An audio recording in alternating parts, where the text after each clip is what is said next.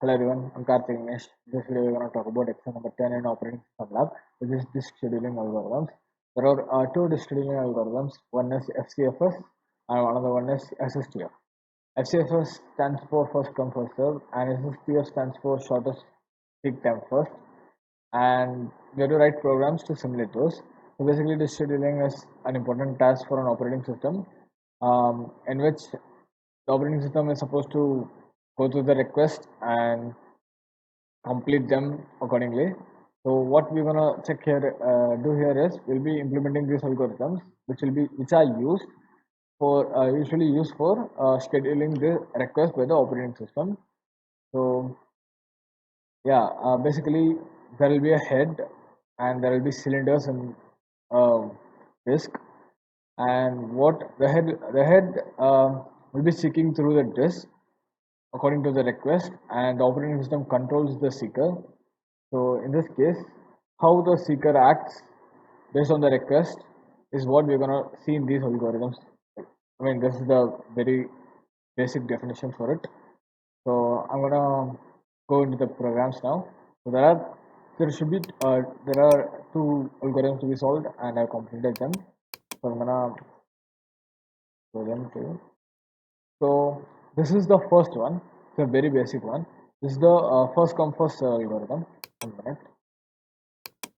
This is a first come first serve algorithm.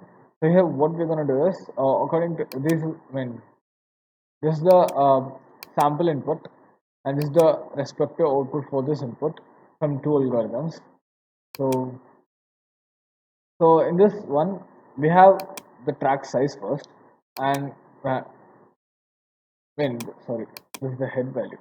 First, we have the head value, which is the position at which the seeker is at the beginning of the program, and we have the size of the tracks, which is basically the request queue size, and we have the request queue here. This is the request queue. These are different points that the seeker should, I mean, that the head should go to, and this program is basically very simple. So I'm just getting the inputs from the user for current, head, and size. Current is where, current is a variable that is used for the program, and we have head and size. So we get the head value from the user, the size value from the user, and then we're initializing a tracks called, array called tracks, which basically has the request queue, and we are getting input for that. So after that, very simple, only one for loop. Inside that, we are assigning the current to the track. So basically, so it starts from 50, right? So this is first come first serve. So from 50, the first in the request queue is 176. So the head will move from 50 to 176, and 176 is the position of the head now. So that's what is being done here. After that, I'm having total is equal to equal to total plus absolute of current minus head, which is the current value minus the head value, which will give the distance it traveled from the starting point to the request point where the head is at. So this way, and then I'm having head is equal to current, which means that this position is where the head is. Basically very simple, and I'm complicating it with another variable. We can just give head is equal to tracks of I, but that's okay, that's fine. So this loop go on till the whole request queue is done. So basically from 50 to 176 it goes, and this difference will be taken in and added to the total. Then 176 to 79, this difference will be added to the total, and so on and so forth until 1 and 4. So that's what is happening here, and we'll be printing the total for the output. So I'm going to execute the program now. Head value is 50, size is 8, and this is the request queue 176, 79, 54, 60, 92, 11, 41, and 102. As you can see, the total head movement is 510, and it matches my sample output here. So the program works as intended. Moving on to the next one, the next algorithm is SSTF, which is shortest seek time first. So this one is a bit long compared to the previous one, but we'll go through it. So this is our first. In this one, as usual, I'm getting the head value, the track size, and I'm getting the values for the tracks.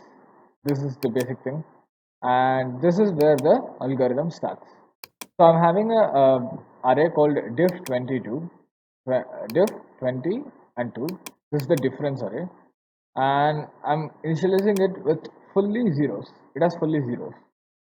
So in this for loop, first I'm getting the starting from the recursive and I'm checking the difference for the head to the current. So basically what happens in this for loop is we're taking 176 and we're minusing 50 from it, then 79, then 34, then 60, then 92, then 1, etc. So what we are having here is we are like finding the closest point to the head.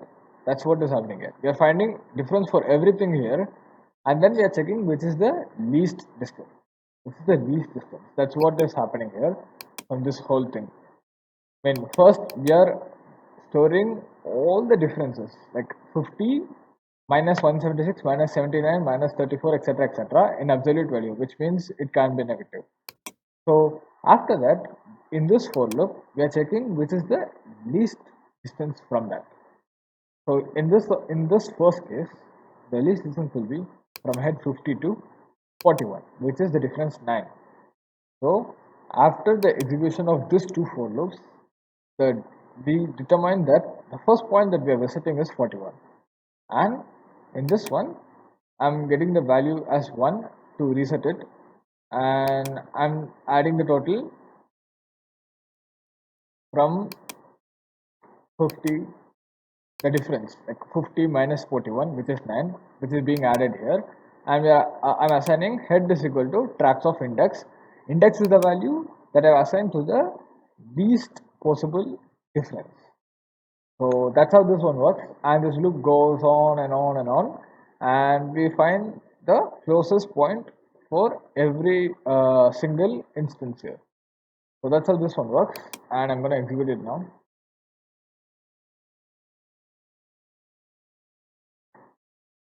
Head value is 50, size is 8, 176, 79, 54, 60, 92, 1141, 114.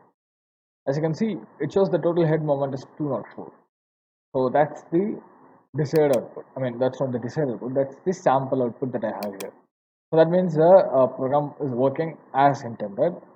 So yeah, that's the two algorithm that needs to be implemented in this particular exercise number 10 in disk scheduling algorithm. Yeah, that's it for today's video, and this is the end of operating systems lab. See you guys in the next one.